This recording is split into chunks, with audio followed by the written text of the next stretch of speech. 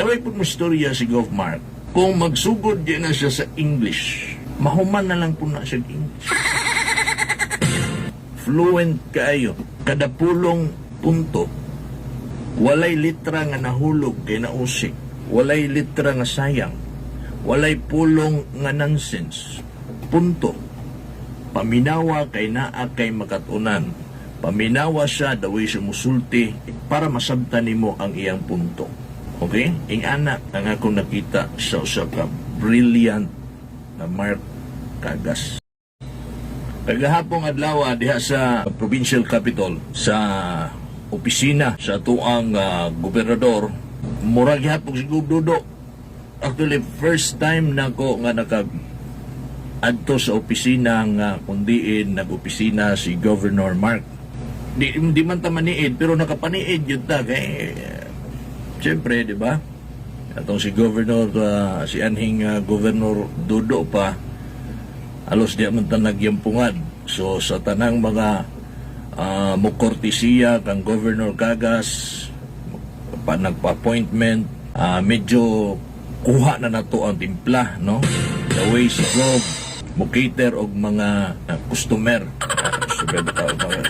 mga kuan ba, mga katauhan, mga barangay officials, mga negosyante, mga yano, no, mga naka-avail sa mga asosasyon sa gobyerno o sa Kapitolyo, kabaluta unsa si Governor Cagas the way siya makig lokabildo ba, makig-istorya, hatag og advice, the way siya muhatag og proyekto, na ba? The way siya muhatag, the way siya mubalibad, halos tanan siguro na swito na to. So, first time man ko kagahapon diha kang Governor Mark, ang naabtan ako dito, na dito ang mga taga Barangay Gihing sa Agunoy. May buntag din ninyo mga taga Barangay Gihing.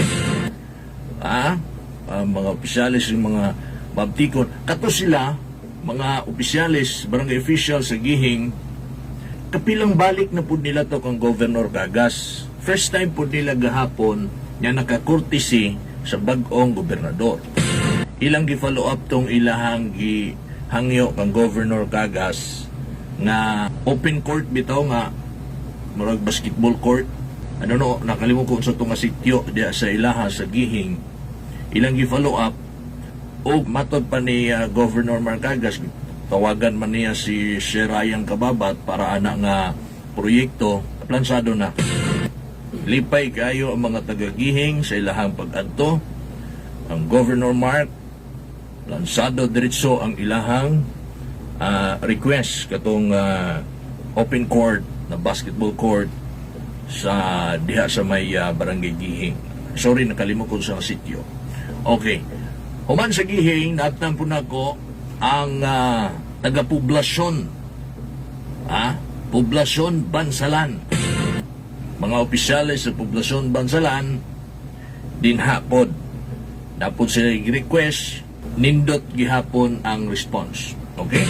So patong naabtan ako dito. Narito ang mga taga DILG, nagkortesiya kang Gov Mark pod ang mga staff sa City Prosecutor's Office sa pagpanguna ni City Prosecutor Attorney Libre, may puntag attorney, o sa mga staff sa City Prosecutor's Office kang Sir Canoy. So po to, tutanan mga nadito, kay gitur na ko sila, dili to ako kabubuton niya nagtur, isa mo para mo motor. My pleasure nga sa first na kong pagbisita dito kang Gov Mark, iya dayong kong nasuguan. Sa pagkabata man gud nimo, pagsuguon man gud kasi mong mama, ako lang gyapon, di ba? Sige lang ako, kadaghan tanaw magsuon, ako lang magyapon suguon. Magbagulbol og suguon, pero maura ni sugo nga kanang malipay kay suguon. Di ba? I'm sure ay. Nasuguan lipay. Salamat kay Gob sa sugo, Gob. Ang ganahan tanang mga sugo-sugo diya kay makita nimo ba nga kanang Si tawagan ni. Gamit po na ita, no? Bitaw, palakpak siya nila.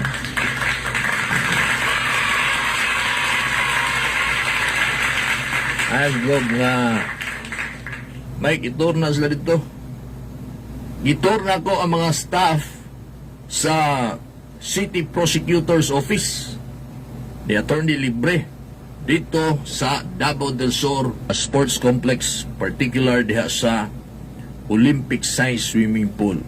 Mao man ginaingon ni Gobgod dito, gidalaga na niya dito ang mga opisyalis sudad sa Digos. Na dito si Mayor Cagas, atong dito sila, si Vice Banya, some of the member of the 7 city councils, mga 24 kapitan sa Digos, except sa duha, wala nakadto ang Kapatagan o ang 3 de Mayo. Gitur ni Gov ang mga opisyalis dito sa ato ang Olympic size swimming pool. Mo puto nga dito po sa Olympic size swimming pool gipa-tour, gipaadto dito ang mga staff sa city prosecutors. Amatod pa nila dito ba pagkakita nila. Kato si kisagan ito si Sir Canoy, pikuton man ginagmatano, anisiga ang mata, oy. Siga, oy. Pagkakita nila ba kay mga 98% humana ang pag-renovate sa Davao del Sur Olympic size swimming pool. Tinagwa po. Likod na lang nga bahin mo yung gitrabaho dito pag-abot na mo. Likod gabahin sa gawas kaysa tubangan, humana, sulod, humana, likod na lang. Betingwa po ha, mga bay. Nakita man na ninyo sa social media, kalat naman kayo na post naman po na to na gani, daghana ang mga shares. Pasalamat na itong mga nag-shares, aning ang mga balita, no? Kay maumagin taon na ikatuyuan na to. Nya mapaabot sa katawhan kung unsa ang tinuod niya na hitabo nining ato ang dapit, nining ato ang syudad, nining ato ang sa tanang mga lungsod, 9 municipalities, o ang mga nahitabo unsay mga gipanghimo, unsay naana sa atong provincial government. Mao na ginapaningkamutan yun nato nya maabot yun sa inyo. That's why mapasalamaton ta sa mga nag-shares atong post na to kagahapon nya gitour pasuroy ni Governor Mark ang mga staff sa City Prosecutor's Office unsay katuyuan para ma-appreciate nila nga naay tarong pang gobyerno, good governance ni Governor Dudo Cagas, makitaan ng proyektuha. Alright? Maunay kanang essence din ha. O niya, ingon sa mga abogado o abogada nga akong na-tour dito nga ingani din ang mahimot ang tour guide, no? Ha? Isa nga, ako manggipangutana sa ila, attorney, si Governor Mark Cagas na inabi mo ninyo dito, kung sa'y inyuhang ikasulti nga isip, mao naman ay atong bagong gobernador. Ana sila, si Governor Mark Cagas, trained na kayo. Ha? Batanon pa siya, pero iyang kaalam, mura na po si Governor Dudo Cagas, karaan na. Ha? Kumbaga, ang iyang naong batanon pa, bago pa, no? Iyang panlawas, iyang pamarog. Pero iyang panghuna-huna, karaan na, veterano na. Isa nagsulti na, mga abogado. O niya, daway pag mastorya si Gov. Mark, kada pulong punto, walay litra nga sayang, walay pulong nga nonsense. Punto. Paminawa kay naa kay makatunan. Paminawa siya, daway siya musulti, kay para masabtan nimo ang iyang punto. O bito na sa unod, may gobernador pa na siya. Ingnan ta mo, nagsulti ta disto programa. Yun sa niya pag-usab ang ispi. Giunsa niya nga nahimong gistriktuhan niya kay murag dula-dula ra mo itong ispi kaniadto. Tong lahi pang vice governor. Sus, pwede ra matulog siguro ang mga membro sa board.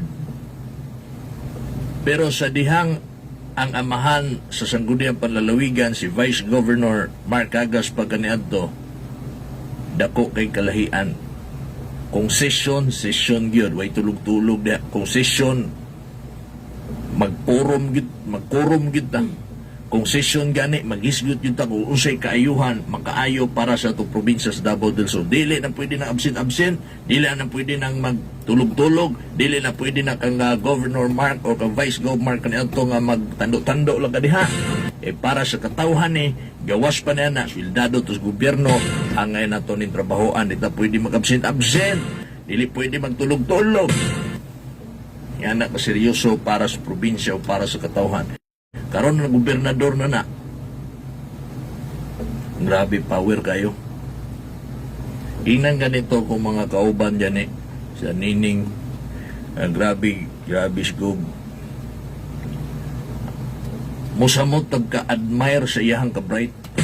Makaibog ang iyahang daway siya manulti ba nga kanang sige tawag ka ng kalimot ko na ka ng wala itaw kopya. Tuloy-tuloy.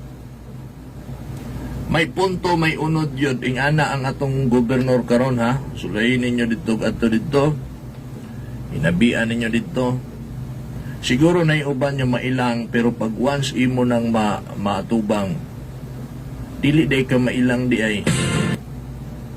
Ako, dugay naman po ko, no? Kung ikumpara sa uban sa mga bag-o, mas bag-o pa na ako, mayon yung ko dugay na ko sa mga kagas, pero ikumpara sa mga karaan ako, bag-o pa ko sa mga kagas.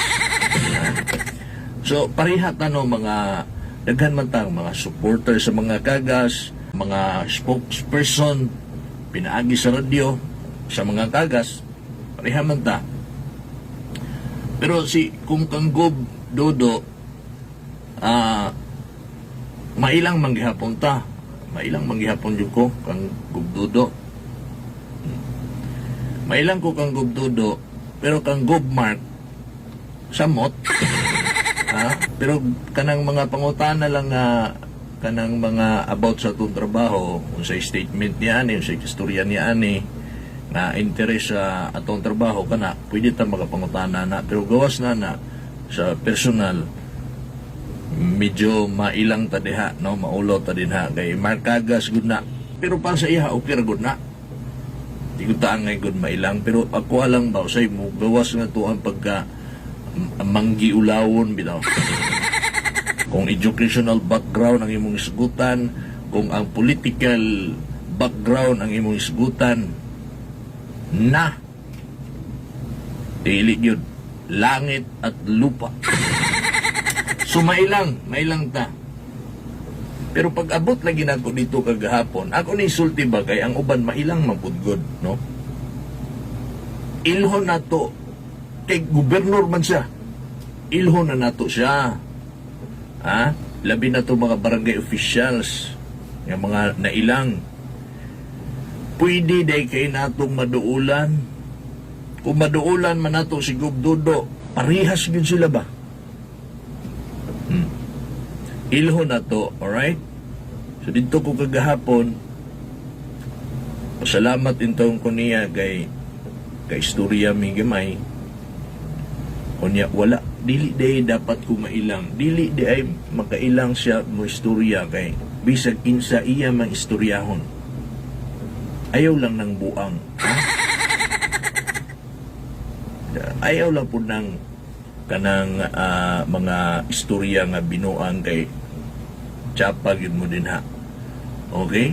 So istoryahon tanan. Kung sa may mga tribo, o sa manang imuang. Bisa pag Tagalog ka, bisa pag English ka nga, Inglesero ka manulti. Bisaya nga laglom, pwede. Ang point na ko, istoryahon ka dito. Mao na akong gibati kagahapon, puno ko sa kalipay bagay. Wa ko nag-expect ba nga ay kanindot di ay gyud sa una mailang man ko ni Gov Mark karon nindot di kay atong gobernador.